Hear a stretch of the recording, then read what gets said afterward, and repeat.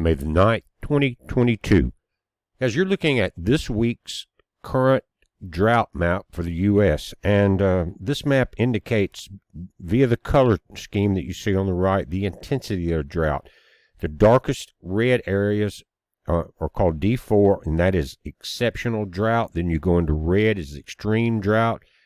The orange, D2, severe drought. D1 in the tan is a moderate drought. Yellow is abnormally dry.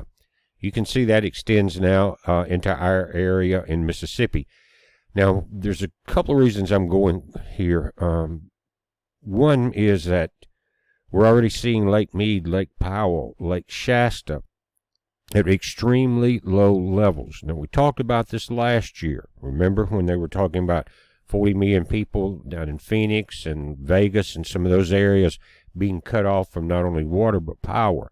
Well, that has sped up somewhat because of they had a very dry winter. Since the videos we were talking about then, they were expecting by 2023 to face some limitations. And again, it's getting pretty critical now. We're going to take a look at that information. Also, we have extreme pressure on the crops around the world. We got drought around the world, okay? And there's pressure on fertilizer, diesel, cattle grain, things like that. Now we're going to see this intensify. We're, again, here in central Mississippi for the last week. We've had to put water into the garden just to keep it alive. And we were very wet during last month, and we had plenty of rain. But this month has been very dry, again, the night. And it's been predicted a few days for it to come through, and you guys know how that feels. And then it would you may see some clouds, but not much rain. But with the powers that be around the world, we are in the tribulation of man. Whether or not you realize it, I can't help it. But we are. And that tribulation is by man also. And you know the men I'm talking about, and then the women I'm talking about. They would love to see this intensify, because that's already the plan. Killing transportation to get food to the grocery stores, killing the delivery of fertilizer and cattle grain. And now Union Pacific has come out and said they're going to shut down a lot of the shipments via train of diesel fuel. So what? Could you imagine a more direct attack on this country? So we've got that side of things, and we've got this side of it to deal with. Now, what's this going to lead to in Phoenix and all of those areas that are downriver, and even Southern California, guys, because Lake Shasta's at 40%, and it's normally much higher than that this time of the year. And that feeds a lot of Southern California, and it's down real low, 40%, I think, below. And it's less than it's like 1,000,009 acre feet when it should be around 4 million acre feet of water there. So there's going to be problems all across this area.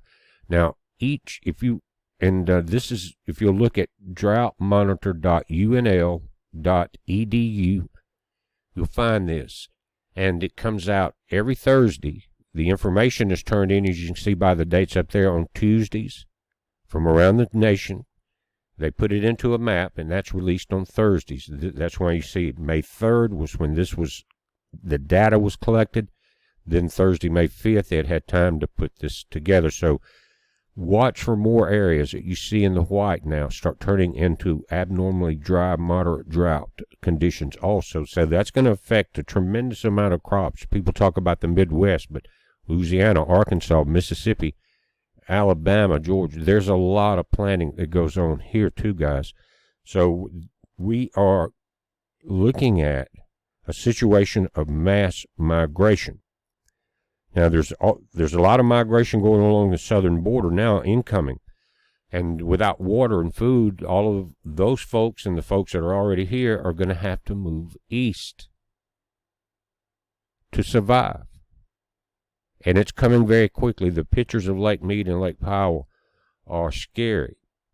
One of the big round vents that they had it hasn't been exposed since the lake filled up, is now several feet above water. In other words, they had to shut down an entire huge drain system. It looks like you could drive a car through this thing. And so they had a backup a little lower that they had added. They're using that now, but they're at the point to where within about 32 feet, some of these dams are going to lose, and I think this one is Lake Mead. I'll double check that as we go through this report. Lake Mead is about 32 feet from being too high, or excuse me, too low to run the electrical generation that's the hydropower of the dam. So you're looking at water crisis, crop loss, electricity. People are going to be moving east. And so everyone east of this red and orange area that you're looking at, and you've got some drought areas there. You've got North Carolina. Along the coast there, you are in severe drought, D2. But the drought's going to increase in this area, and all the influx is going to move to the east. The tribulation of man, and this is by man. And we know who these people are. We know their plans. And the only thing that you can do in this situation is pray. I mean, you got to prep, just as they did in the Bible with Joseph and Noah. They prepped. They knew things were coming. They were told, but they also prayed. And remember, that's about the only thing that's going to save you, because we have allowed the rulers of the planet to become so dark that light will be shined here. But it's going to be some dark days between now and then, and the people that are saved, the places that are saved from ashes, will be the people that are working hard to turn things around as far as their life and the effect of their life on everyone else. Are you doing things to help people? Are you doing things in your community that can you may be growing extra food or something like that, and getting to know your neighbors, because it's going to be when the wagons are circled, it's going to be very important to know who your friends are. But what a lot of us here are doing, we kind of grew up doing this, growing more than we could eat and put up for the winter, and aunts and uncles would get a lot of that. But now it's critically important. I mentioned that we had made a deal with a restaurant here, local restaurant, on several cases of fresh peppers and vegetables and zucchini, squash, things like that. And all of that's looking really good now. We got to keep water on it. And so another thing about this drought, I was reading that it's affecting the water tables, not just the reservoirs, to where you're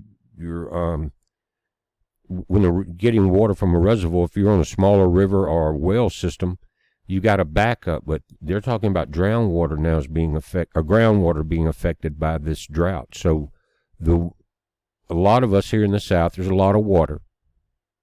We've got rivers.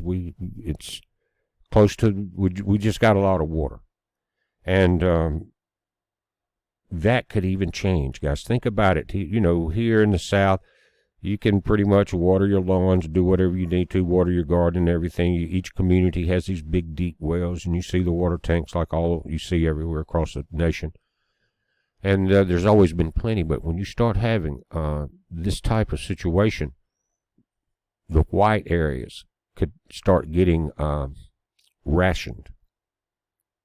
The ability to water your gardens, things like that. These things are coming on us very quickly. Now, let's go back 1 year. The map on the left, notice, is May 4th, 2021, 1 week ago and a few days. And then the map on the right is the current May 5th map. And notice into southern Louisiana, into Mississippi now, we have the extreme drought conditions, severe drought, and abnormally dry conditions. None of this was occurring last year. Texas, look at the difference. Now, it was creeping into the panhandle. But now all of this area of Texas, central Texas, south central Texas is involved. And look at the difference in Colorado, Arizona, and New Mexico. Look at that, guys. That is telling you what Lake Mead, Lake Powell, and them are the changes. That's why I'm saying the data now is coming in stronger drought conditions that are happening quicker than they were predicted to happen. These events that are going to change the entire landscape of not only our nation but the entire planet via mass migration, including starvation. This is getting serious. Some things I feel like I'm preaching to the choir about because many of you have listened to this channel for a long time, and a lot of other channels and social media that try to get as much information out as we can. And so, but it's not a bad deal or a bad idea to remind yourself and refresh yourself about what's happening. Sometimes you can become a little slack in these matters. So if you're considering getting out of the West, you don't want to do it after the water's cut off. Gasoline prices are soaring, so any move in the future could be so expensive you could even afford the gas to do it the way things are happening now. But got just a quick look at our lake situation. Now, as I said earlier, that the conditions at Lake Shasta were getting rough. We've heard in the news Lake Powell, Lake Mead, those places, but Lake Shasta, guys, has a lot to do with getting water to Southern California. Now, the historical average is just under 4 million acre feet. This is the green line. This is completely filled. This is what we are at now in the blue, 40% of total capacity. So, water situations, crops need water, people need water. This area is going to change, and right now, there's millions and millions of people involved. Just in the Lake Mead and Powell area over into California, Nevada, you're talking about 40 million. And think about California. Now, guys, this is a picture of Lake Mead, and that's an intake valve, and it's been in service since 1971, is now visible above the water line, and that's the top, and then if you look, it goes down and curves back to the left underwater, but that one is inactive. Now, Lake Mead is the largest man-made reservoir in the U.S. It's a source of water for millions of people, and has fallen to an unprecedented low. Guys, they went back now and looked at historical records for 1,200 years, and this drought goes back. These conditions have not occurred in 1,200 years as far as the U.S. drought. The lake is plummeting, and the water level has exposed one of the reservoir's original water intake valves for the first time. The valve has been in service since '71, but no longer can draw water, according to the Southern Nevada Water Authority, this is responsible for managing water resources for 2.2 million people in southern Nevada, including Las Vegas. Across the West, extreme drought is already taking a toll this year, and summertime heat hasn't even arrived yet. Drought conditions worsened in the Southwest over the past week. Temperatures are also rising, guys. I got family in Phoenix, and now you're getting up there, and you're going to be busting 100 degrees real easily now. Summer setting in, and that's what's so critical about this. Summer hasn't even kicked in good yet, and we're already here. It says extreme and exceptional drought, the two worst designations, expand across New Mexico, Arizona, and Colorado, all states that are part of the Colorado River Basin. And guys, what else happens during drought through this entire area we're talking about as far as fires? There's one, I think 20% contained, maybe 200,000 acres north of Albuquerque, that was set by the National Park Service to, I guess, build a burn barrier, the way they do that, a burn back area, but the wind conditions were pretty strong. And I know at the last I saw, 12,000 people had evacuated. It just makes you wonder. But it says New Mexico's drought has been steadily intensifying since the beginning of the year, and extreme or exceptional drought now covers 68% of the state. And you've got more than one major wildfire raging there. It says Southern California, and the officials there are now demanding that residents and businesses limit outdoor watering to 1 day a week after a disappointing winter with very little rain and snow. It is the first time they've implemented such a strict rule. This is a crisis. This is unprecedented, said Adele Hacken Cahill, General Manager of the Metropolitan Water District of Southern California. We have never done anything like this before, and because we haven't seen this situation happen like this, we don't have enough water to meet normal demands for the 6 million people living in the state water project dependent areas. So the rationing has started in California. This is going to move across the U.S., regardless of politicians, what they do. This has already started. We've got a lot of heat. We've got very weak shields. CERN is cranking back up. They're saying water flowing down the Colorado River fills Lake Mead and Lake Powell, another critical reservoir in the west, and the river systems support more than 40 million people living across 7 western states and Mexico. Both reservoirs provide drinking water and irrigation for many communities across the region, including rural farms, ranches, and native communities. The federal government declared a water shortage on the Colorado River for the first time last summer. The shortage triggered mandatory water consumption cuts for states in the Southwest, which began in January. And guys, you see the new map. It says in March, Lake Powell dropped below a critical threshold that threatens the Glen Canyon Dam's ability to generate power. And they're saying that the West is in its worst drought in centuries. A study published in February found that the period from 2000 to 2021 last year was the driest for the region in 1,200 years. Think about the history of the population of this area going back 1,200 years. They're saying we're kind of in uncharted territory, socially and economically. The assistant professor of geography at Dartmouth College and the co-leader of the National Oceanic and Atmospheric Administration's Drought Task Force, Justin Mankin. Guys, and this is going, again, we talked about Lake Shasta. But let's take a quick look at that, and I know the video is getting long, but the Pacific Northwest is not escaping woes either, as the state announced low water levels Friday after little precipitation and years of insufficient snowpack. The Bureau of Reclamation says the Prineville Reservoir, northeast of Bend, Oregon, is only 28% full, and it is at its lowest level on record for this time of the year. The reservoir is expected to be near the bottom of the active capacity this summer, potentially impacting recreational activities this spring and summer, they said. Reclamation will make a final determination of how much storage is available in the active capacity of Prineville Reservoir, and reasonable steps have been taken to ensure the water of the active capacity can be delivered. So, guys, it's really kind of hard to tell you how to prepare for something like this, other than you're going to have to trust in the Lord, and you're going to have to prepare for yourself and your family, your friends, and you're going to keep your eyes wide open, your head down, and be prepared to move if necessary. But remember, there's going to be certain factors involved in that. One of them is gasoline prices during the migration. Things can get pretty chaotic. It may be a slow-motion car wreck or slow-motion Mad Max movie, but this thing is happening quickly. 3 days without water, people will start to panic. So it could happen very quickly. What we're looking at now, superinflation at the grocery stores.